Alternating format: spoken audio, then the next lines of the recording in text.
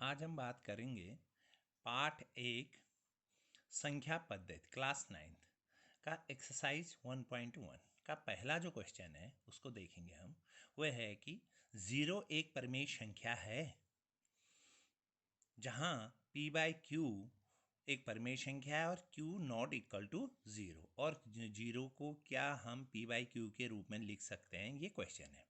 ज़रा देखिए, हल है परिमेय संख्या p बाई क्यू जहाँ q नॉट इक्वल टू 0। बिल्कुल परिमेय संख्या को किस रूप में लिखते हैं हम? p बाई क्यू के रूप में लिखते हैं। और यहाँ पर आप देखिए p और q क्या है, इसमें क्या होने चाहिए? पूर्णांक होने चाहिए। तो q को हम 0 को हम क्या लिख सकते हैं? 0/1। जहाँ 0 और 1 क्या है? एक पूर्णांक है, लिख सकते हैं 0 को 0/1। 1 से 0 को डिवाइड करो 0 होता है। तो जहाँ 0 और 1 पूर्णांक हैं और q not equal to 0, q क्या है? यहाँ पर 1 आ गया है। तो यह जो है क्या है? 0 क्या है? एक परिमेय संख्या है। इसे p बाई क्यू के रूप में लिखा जा सकता है। किस रूप में? 0/1 के रूप में लिखा जा सकता है। ठीक है, ये जरा समझ। यहाँ पर ध्यान देंगे, जितने भी हमारे क्वेश्चन आते हैं, जो भी क्वेश्चन रहते हैं, उन क्वेश्चनों के अंदर ही आंसर होता है। क्वेश्चन को समझना बहुत जरूरी है। सेकंड जो क्वेश्चन है, 3 और 4 के बीच में 6 परिमेय संख्या ज्ञात कीजिए। ठीक है, और हमेशा याद रखना, हर संख्या के, हर पूर्णांकों के बीच, हर परिमेय संख्या के बीच इनफाइनाइट अनंत परिमेय संख्याएं होती हैं। 3 और 4 पहले हमने आज तक सीखा था। 1 2 3 4 5 6, 6 के बाद 7, 7 के बाद 8।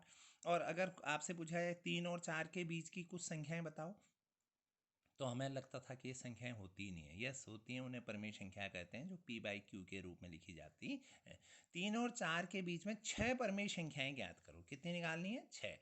यहाँ पर देखिए, 3 और 4 के बीच में परिमेय संख्या n बराबर कितनी निकालनी है? 6।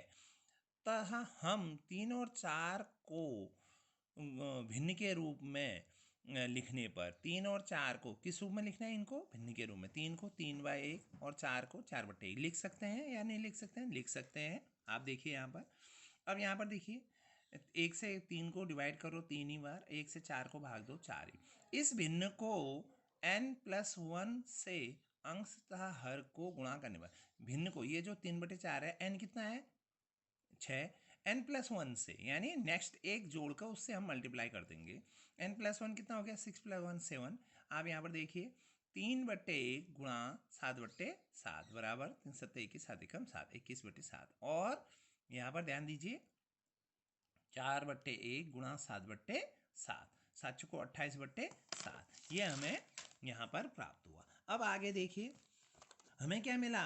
एक मिला 21/7 और एक मिला, यहाँ पर ध्यान दीजिए, एक मिला लास्ट 28/7। तो 21/7 के आगे को देखिए, क्या लिख सकते हैं? 21/7 के आगे 22/7, 23/7, 24/7, 25, 26/7, 27/7 और 28/7।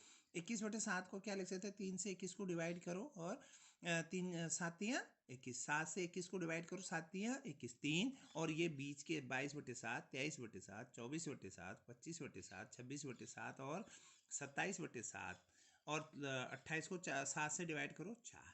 यानी यह बीच के, ये देखिए, 1 2 3 4 5 6, ये 6 परिमेय संख्याएं हमें बीच की मिल गई। ठीक, अब नेक्स्ट क्वेश्चन है, क्वेश्चन नंबर 3 है, 3/5 और 4/5 के बीच 5 परिमेय संख्या। देखिए, ये ऑलरेडी पहले से ही भिन्न में है, परिमेय संख्या है p/q के रूप में, और हर समान है। हमें कुछ नहीं करना है, 5 निकालनी है तो क्या करना है? 5 धन 1 6, 6 से इसको क्या करते हैं? हर और अंश को मल्टीप्लाई कर दिया। तो यहाँ पर 6/6, 6 से अंश को मल्टीप्लाई किया, 6 गुणा 3 18 और 6 गुणा 5 30। ऐसे 6 से 4 गुणा गया, 6 को 24 और 6 पंचे 30। बस लिख दिया हमने। कितना लिखा है यहाँ पर? 18/30, 6 18 है ना, 19/30, 20/30, 21/30, 22, 23/30 और 24/30। 18/30 को क्या लिख सकते हैं? 6 से काटो, 6 3 18, 6 पंचे 30, 3/5, फिर वही 19/30, 20/30, 21/22/30, 23/30, और इसको भी 6 से काट दिया हमने, 6 को 24, 6 पंजे 30, 4/5। 3/5 और 4/5 के बीच ये 3 परिमेय संख्याएं, ये सॉरी 1 2 3 4 5 परिमेय संख्याएं बीच में आ गई। अगर कभी ये कहा जाए 3/5 और 19/30 यानी 18/30 और 19/30 के बीच परमेय संख्या निकाली, यस वो भी निकल जाएंगी अनगिनत। पर हर एक के बीच परमेय संख्याएं अनगिनत होती हैं, अनंत होती हैं, समझ रहे हैं, वो हम निकाल सकते। और जो अब इसका लास्ट क्वेश्चन है वो क्वेश्चन है कि असत्य या सत्य करके। तो पहला है प्रत्येक प्राकृत संख्या पूर्ण संख्याएं होती हैं या नहीं। जो इससे पहले आप पेपर में मैं दे रहा हूँ उसको इस पे ही, और उसको आप देख लेंगे क्लास 9th का जो बुक है, बुक में से आप क्वेश्चन देखिए, आंसर मैं यहाँ पर दे रहा हूँ कि प्रत्येक प्राकृत संख्या पूर्ण संख्या होती है। सही है गलत? यस होती है, सत्य है। बट क्यों होती है, कैसे होती है? प्राकृत संख्या देखिए 1 2 3 4 इनफाइनाइट। पूर्ण संख्या 0 से शुरू होती है, 0 1 2 3 4। और यहाँ पर आप देख रहे हैं 1 2 3 4 ये सारी संख्याएं किसके अंदर हैं?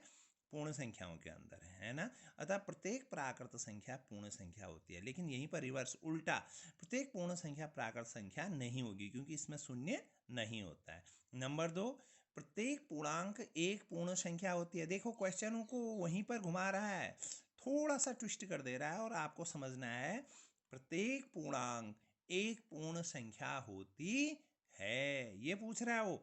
यानी इंटीजर, प्रत्येक इंटीजर जो है एक पूर्ण संख्या होती है, यानी होल नंबर होता है। बिल्कुल गलत है, क्योंकि जो पूर्णांक होते हैं धनात्मक भी होते हैं और ऋणात्मक भी होते हैं। यहाँ पर देखिए ऋणात्मक 3, ऋणात्मक 2, ऋणात्मक 1, 0, 1 2 3 4। तो यहाँ पर ऋणात्मक पूर्णांक एक पूर्ण संख्या नहीं होती है, क्योंकि प्रत्येक पूर्णांक कह रहा है ना, पूर्णांक जो है ऋणात्मक भी होते हैं, और ऋणात्मक पूर्णांक क्या होते हैं? पूर्ण संख्या नहीं होती है। जैसे माना मैंने कहा आपसे कि 2 चेयर ले आओ, ले आए। 2 ऋण चेयर ले आओ, ऋणात्मक 2 चेयर ले आओ। अब वो आपको पता ही नहीं, समझ रहे हैं ना।